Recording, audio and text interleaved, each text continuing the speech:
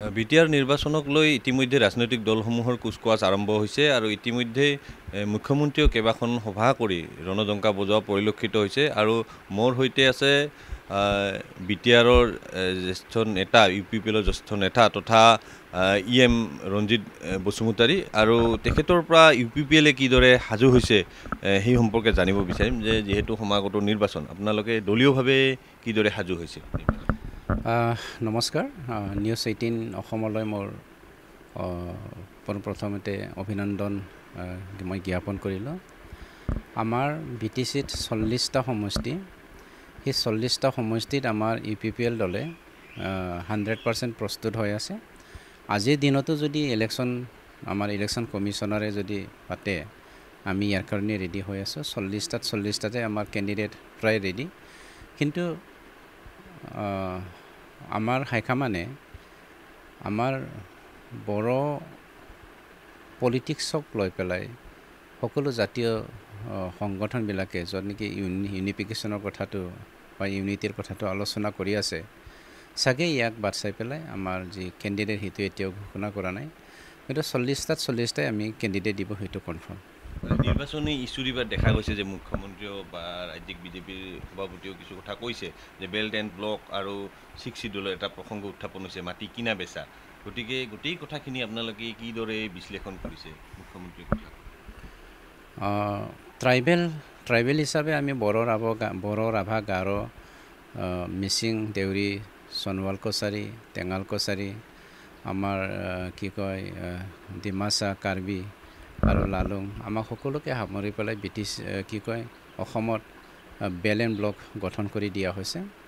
আৰু BTCত বৰ্তমান আমাৰ 19টা বেল এণ্ড ব্লক আছে, তাৰে প্ৰায় 50 লাখ বিঘা মাটি বেল এণ্ড ব্লকৰ ভিতৰত আছে। 50 লাখ বিঘাতকৈ বেছি হ'ব, 51 লাখ বিঘামান হ'ব। এতিয়া কথাটো হ'ল, বেল এণ্ড ব্লকটো specially for the protection of the tribal community, কিয়নো ট্ৰাইবেলসকল মাটিক লৈ পেলাই ইমান কনচিয়াছ নহয়। আৰু ব্ৰিটিছে চাগে সেইটোৰ কাৰণে 1886তে বেল এণ্ড ব্লকটো তেওঁলোকে গঠন কৰি থৈ গ'ল। আৰু ইয়াৰ আধাৰতে আমাৰ গভৰ্ণমেণ্ট অফ ইণ্ডিয়াই যিমানখিনি এমেণ্ডমেণ্ট কৰিছে যদিও ট্ৰাইবেলসকলৰ কাৰণে স্পেচিয়েলি বেল এণ্ড ব্লকটো আজিও সেইটো ভাৰত চৰকাৰে ট্ৰাইবেলসকলক দিয়া হৈছে, particularly for the protection of the tribal culture, language, tradition, সেইবোৰক সামৰি পেলাই। আনফালে 6 শিডিউল কথা যদি আহি যায়, 6 শিডিউলটো এমেণ্ডমেণ্ট কৰি পেলাই BTAD একৰ্ড হিচাপে যোৱা 2003 চনৰ 10 ফেব্ৰুৱাৰীত যেতিয়া গঠন কৰা হ'ল, সেইটো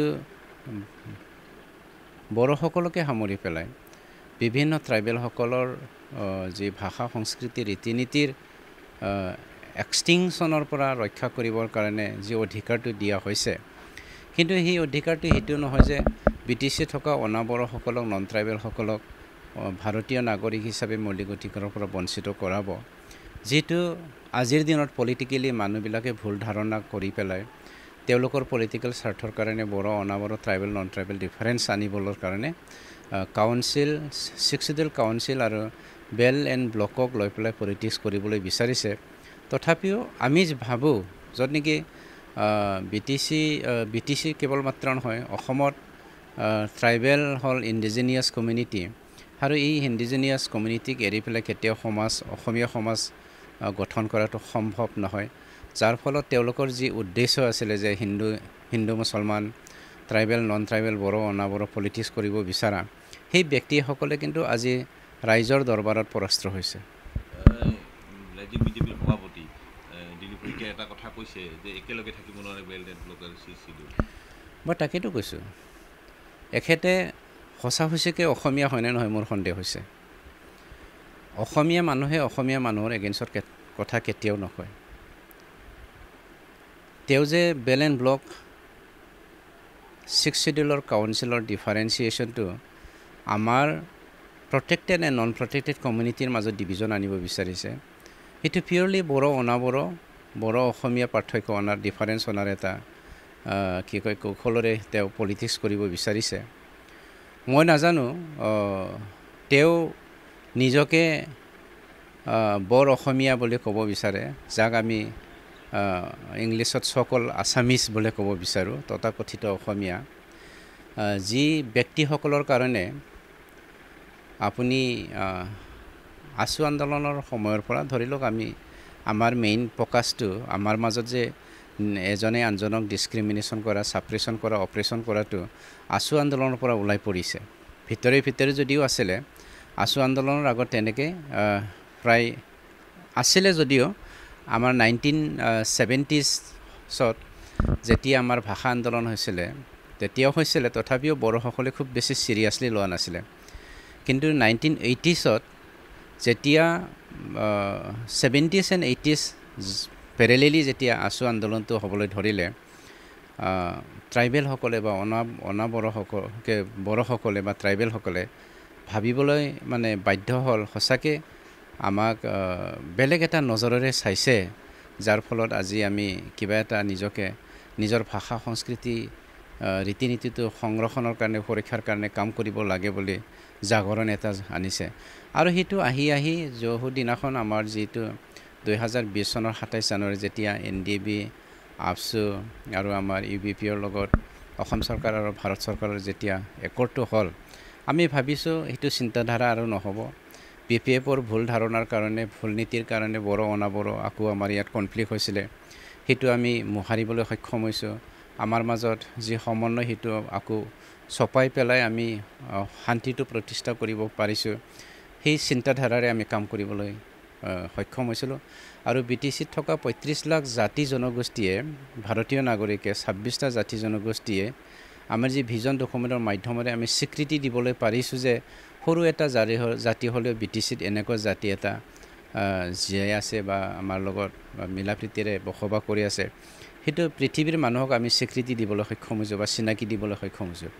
তেনেতে এই শান্তিটো, এই সমন্বয়টো, সেই ঐক্যতাটো যেতিয়া আগুৱাই যোৱাটো দেখিলে পলিটিকেল চিকাৰীবিলাকে সেই বেল এণ্ড ব্লক আৰু 6 শিডিউলৰ মাজত পাৰ্থক্য আনি পলিটিক্স কৰি পেলাই আকৌ যে বড়ো অনাবড়ো পলিটিক্স কৰিছে, সেই কথাটো একেবাৰে দুধ কা দুধ পানী কা পানী সেইটো ওলাই পৰিছে।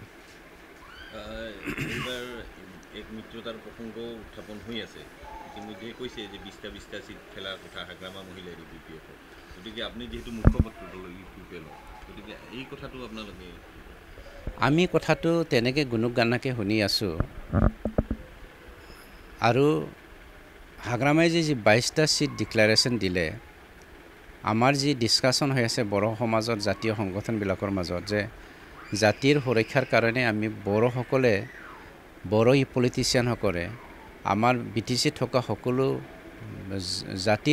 জাতীয় সংগঠনক সামৰি পেলাই নতুন এটা প্ৰজন্মক নতুন পথ দেখুৱাবৰ কাৰণে কিবা এটা চিন্তা চৰ্চা কৰিব লাগে বুলি যেতিয়া আলোচনা কৰি আছে, এই সময়তে হাগ্ৰামাই নিজে প্ৰপ'জালটো দিছে। যদি আজি আমাৰ সন্মানীয় শ্ৰী প্ৰমোদ বড়ো ডাঙৰীয়াই বা আমাৰ আগুৱাই যদি আহে, কি কয়, ইউনিটিটো নহয়, জাষ্ট আপোনাৰ মিলা মিছা কাৰণে বা মিলা প্ৰীতিৰ কাৰণে, আৰু ইয়াত যদি আপছুৱে ৰল লয় বা বেলেগ জাতীয় সংগঠনবিলাকে ৰল লয়, তেতিয়া মই প্ৰস্তুত কোৱা স্বত্তেও নিজে কথা দি পেলাই এই আলোচনা চলি থকা সময়তে 22টা যেতিয়া তেওঁ আমাৰ কেণ্ডিডেটছাৰক ডিক্লেৰেশ্যন দিলে, ইয়াৰ পৰা গম পোৱা যায় নিশ্চয় ক'তবা নহয় ক'তবা কাৰোবাৰ মানে কিবা ব্যক্তিগত স্বাৰ্থৰ কাৰণে ঘৰত চিন্দি খান্দিছে নেকি, সেইটো আমি অলপমান অনুভৱ কৰিবলৈ সক্ষম হৈছোঁ।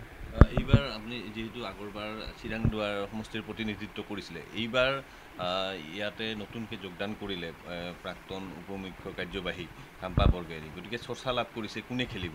গতিকে আপুনি এইবাৰ কি চিন্তা চৰ্চা বা আপোনাৰ কথা ওলাইছে যে আপুনি নিচিমাত খেলিব এইবাৰ, গতিকে গোটেই কথাখিনি চাওক, unity is the church of piece.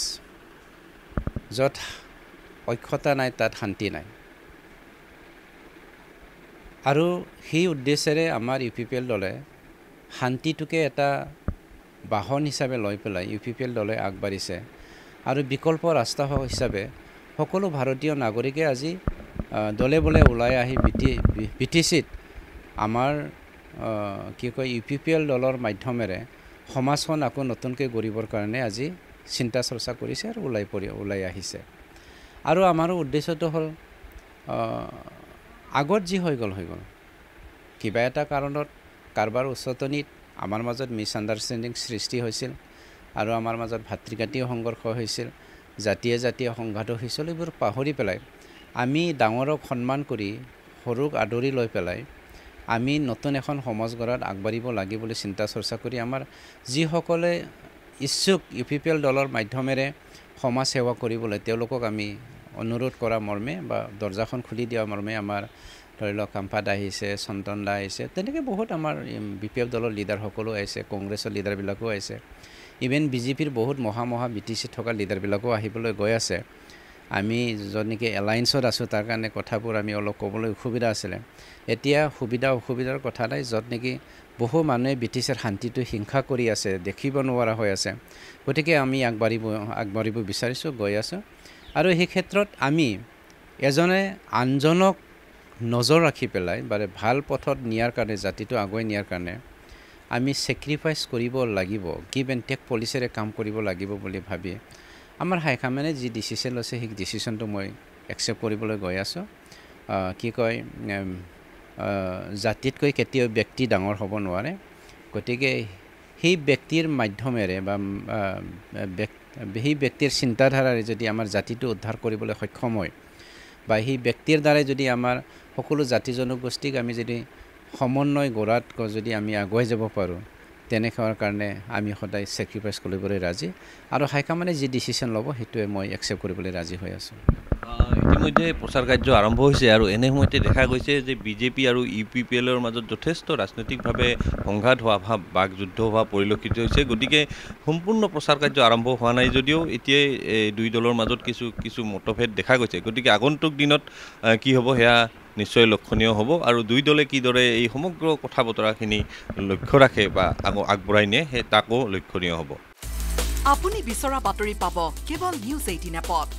News 18 app download কৰিবলৈ স্কেন কৰক এই QR কোড। গুগল প্লে ষ্টৰতো পাব এই নিউজ 18 এপ।